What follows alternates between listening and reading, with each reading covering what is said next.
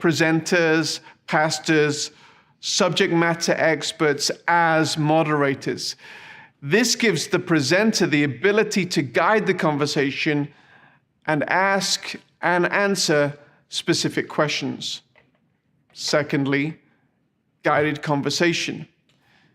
You've hopefully already figured out the why of your event.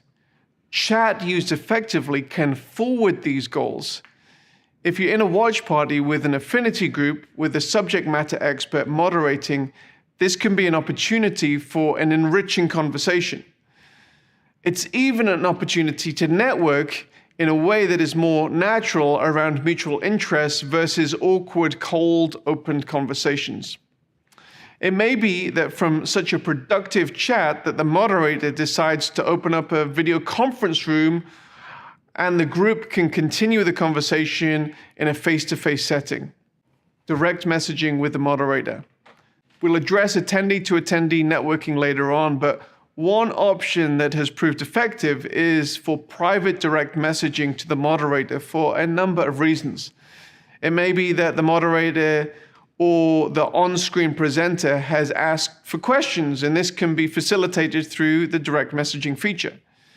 It may also be that the attendee has a private counseling or prayer needs that the moderator can take offline with the attendee.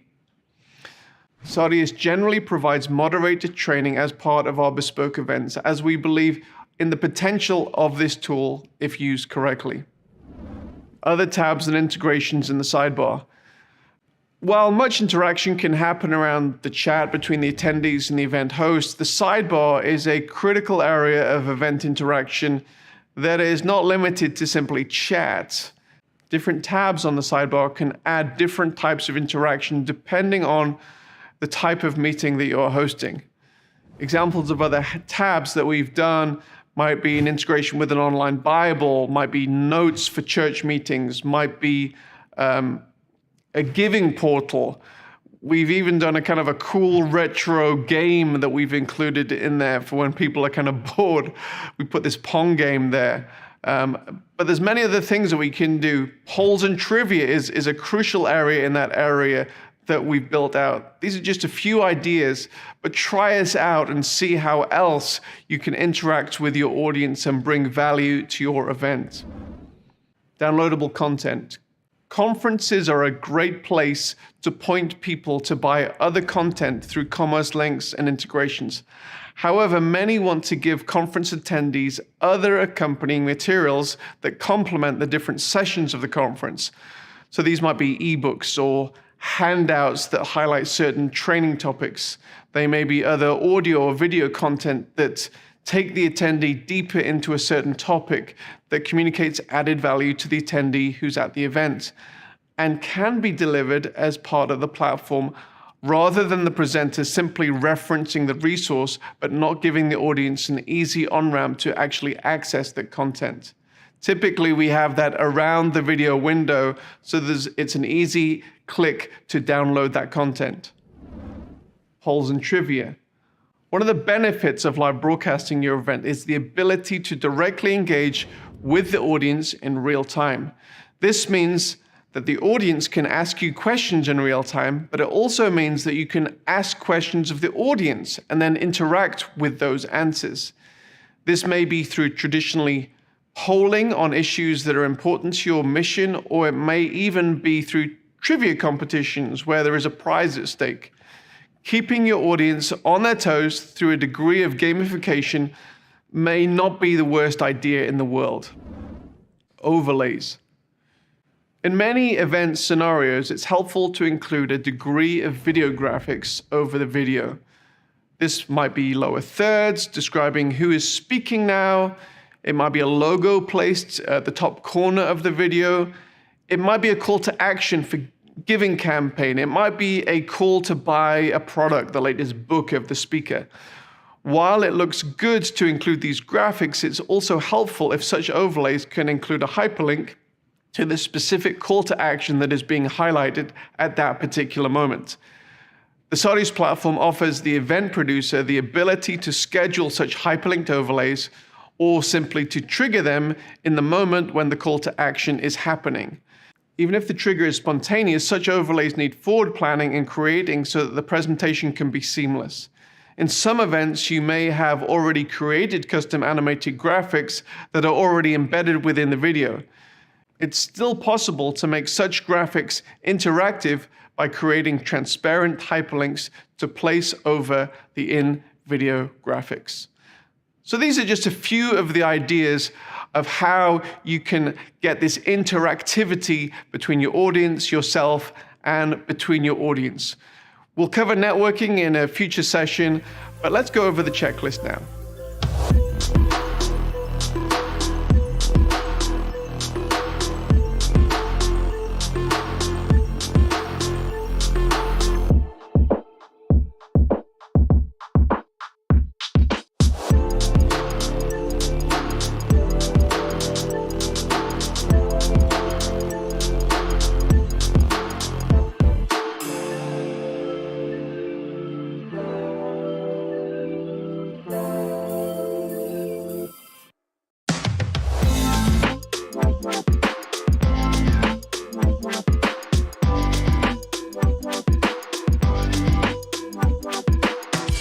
Up to this point, we have envisaged either an entirely on-site, an entirely online, or a hybrid event.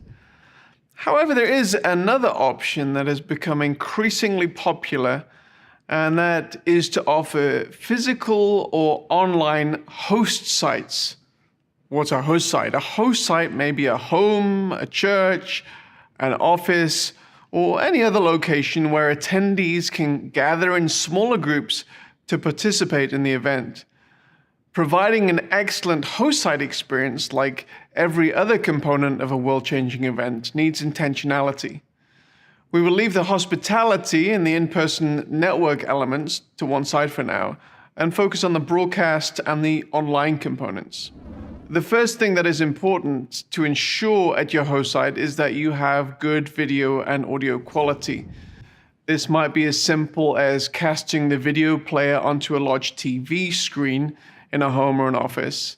If you are projecting onto screens in a larger church building, let's say, it is advisable to ensure the picture quality is good enough and that the audio and the video are correctly synced before the event. At Sardius, we typically advise all attendees to log into the event maybe 15 or 30 minutes before the event to ensure that there are no issues with your device, keeping in mind that many problems faced online are solved by simply rebooting the device. It's advisable to allow time if this is needed. However, with larger host sites, we typically advise that it is good practice to do a host site test to iron out any technical niggles should they exist. Let's talk for a moment about the second screen experience which Sardius provides. With screencasting becoming an increasingly popular way of engaging with an event, especially within a host site context, the question is then asked how members of the host site can engage in some of the context-giving and interactive features of the online event, such as how attendees can find out details of who is presenting now, what is coming up, or how the host site audience can engage in chat or ask questions or respond to polls or trivia questions. The solution to this challenge has been the creation of a second event experience, which simply includes those interactive features and is built primarily for the mobile device. This can be used in host site situations as well as actually on site in a physical in-person event, and gives you as the event producer the added benefit of obtaining better quality analytics from the event than simply receiving that one IP address which is casting on the big screen. Now you have all of the participants participating and you can get all of that data. Reaching a global audience, time zones and language. During the COVID-19 lockdown, many people have longed for the return of in-person events. There are certainly many benefits to being in the same physical location as other attendees. However, there are similarly a number of benefits that cannot be achieved with an in-person event. We've already addressed the ability for presenters to join the event from all around the world. And this global nature also applies to opportunities related to broadcasting of the event. If a hybrid event is taking place in, say, California, there would previously have been an expectation that if someone in Europe wished to join with that live event at 7 p.m., say in Los Angeles, they would have to be watching at 3 a.m. in London. Ugh. However, if your event has a sizable global audience, or if one of your metrics is to increase the number of global attendees, there are a number of adjustments you can effect to make the event more accessible to these global attendees. Number one, translate the broadcast. This can be done as an alternate audio stream or with closed captions. Secondly, translate the whole experience. This entire event experience can be translated into target languages. Not just the broadcast, but everything around it is translated into the target language. Thirdly, adjust the timing of the event. With the advent of SimLive, it's absolutely possible to host the event in the desired time zone of a targeted global audience. So you may have it at 7 p.m. in Los Angeles, but you can also have another experience in London and another experience in Seoul, South Korea. So those are just a few of the things that you can do to engage your global audience, and for you to think intentionally about how you can engage not only an American audience, but a European audience and an Asian audience.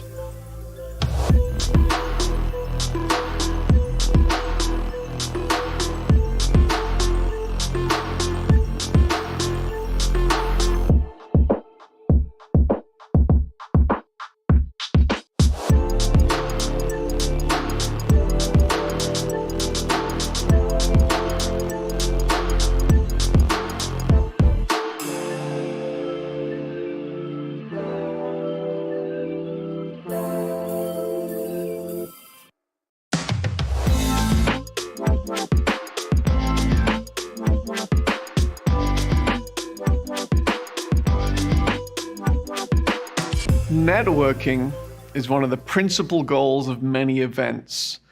The question of how you can effectively connect with the right people at the right time is something that Sadius is trying to perfect on an ongoing basis. There are often a number of motivations that attendees have in coming to events. For some who are power networkers, they are often there essentially to sell, whether it's themselves, their products, or even their ideas. For others, they are on a discovery mission to find the best solutions to their challenges. Some are highly motivated to meet with the people they need to meet with, and others want to simply lurk and not network at all. Satisfying the needs of all types can be a challenge. There are a number of solutions out there that provide a serendipitous type of networking that you may have at a physical event. We believe networking and the ability to exchange online business cards doesn't have to be this hit or miss experience, and can be more intentional than that which can be found in in-person events. One component of networking in an online event is networking around ideas or on the basis of geographic location or affinity group. And we've already looked at this a little bit when we looked at watch parties in the main plenary sessions or breakout rooms. This is a great way to engage around ideas or unique challenges for individuals in geographic locations. And somebody says something that you like, and you can respond to them and actually network around those ideas. This is a great way of networking, and I might add, it's not really easy to implement that as a feature in a physical event. Another way to network is in the exhibition hall itself. The exhibition hall is known by various names: Expo, Sponsor Hall, Resource Center. This is a component of an event that can provide a main funding mechanism for the event producer.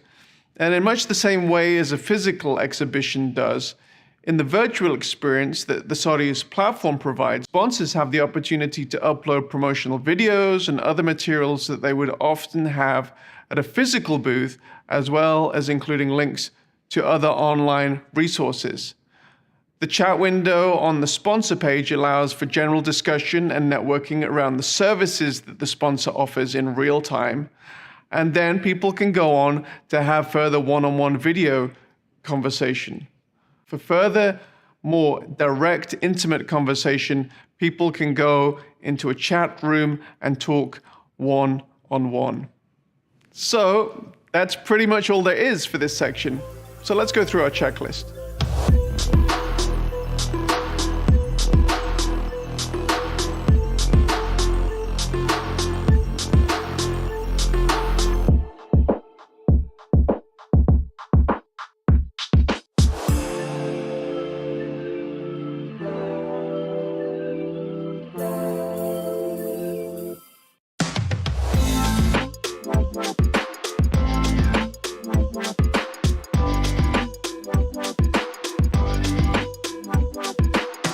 While there are many benefits for event broadcasts to occur in real time with an audience experiencing the event at the same time, there are different benefits in both supplying